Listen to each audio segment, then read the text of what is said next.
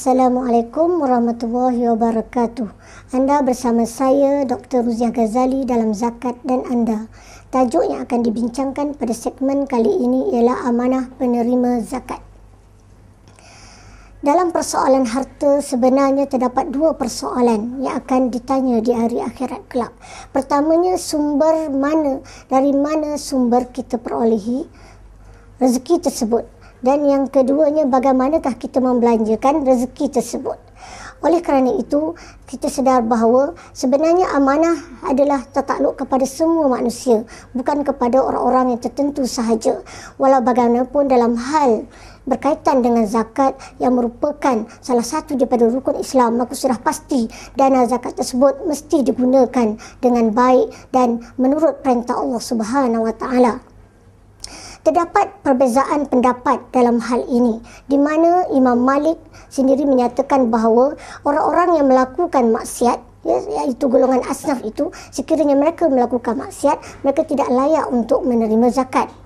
Jadi dalam hal yang lain, terdapat pendapat yang lebih boleh membantu mereka, seperti mana Imam Syekhul Islam, Imam Ibn Taymiyah menyatakan bahawa dalam hal ini pemberian zakat itu tidak akan dapat pahala jika diberikan kepada orang-orang yang melakukan maksiat. Oleh kerana itu, apabila mereka melakukan maksiat, mereka hendaklah terlebih dahulu disuruh bertaubat.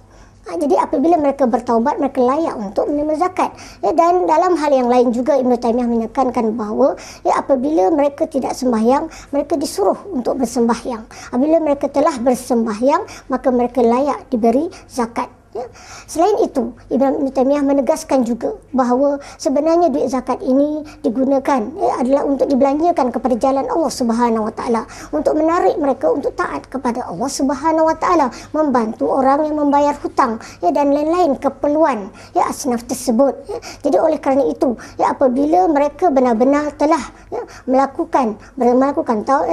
bertaubat kepada Allah Subhanahu Wa Taala dan mereka juga telah melakukan solat, maka mereka layak untuk diberi zakat.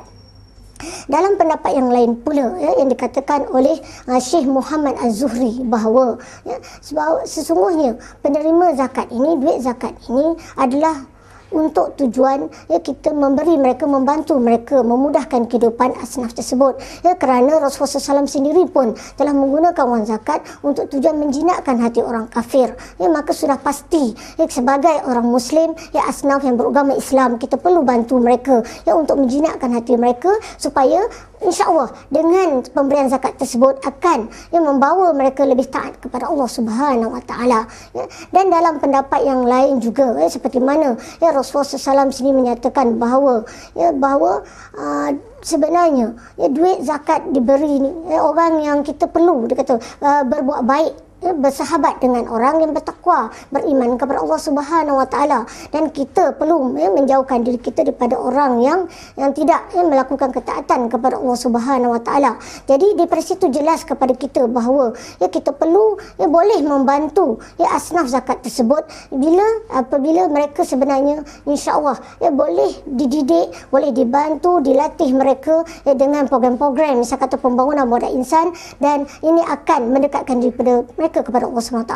Maka sebab itulah Lembaga Zakat Selangor sebenarnya tidak mengambil kira persoalan pada permulaannya di mana kedudukan mereka. Walau bagaimanapun, Lembaga Zakat Selangor tetap memantau dan dari masa ke semasa memberikan mereka kursus-kursus bagi memastikan mereka menggunakan wang zakat dengan baik, dan juga mereka akan lebih dekat kepada Allah Subhanahu Wa Taala. Dan dalam ayat Quran sendiri menyatakan bahawa qad aflahal mu'minun wallazina hum li amanatihim wa ahdihim raun. Dalam surah Al-Mu'minun dinyatakan bahawa sesungguhnya berjayalah orang-orang yang beriman kepada Allah Subhanahu Wa Taala ini, iaitu mereka yang menjaga amanah dan menunaikan janji. Oleh kerana itu, asnaf zakat juga perlu menunaikan amanah dan juga janji mereka, bukan sebenarnya kepada Lembaga Zakat Selangor, tetapi janji mereka, amanah mereka kepada Allah Subhanahu Wa Taala. Jadi insya-Allah hidup mereka akan lebih berkat dan mendapat peningkatan kualiti hidup mereka. Dengan itu, sekian sahaja segmen zakat dan anda buat kali ini. Ingatlah ikhlas, ingatan ikhlas daripada saya buat anda semua. Zakat satu kewajipan, berzakatlah di Lembaga Zakat Selangor.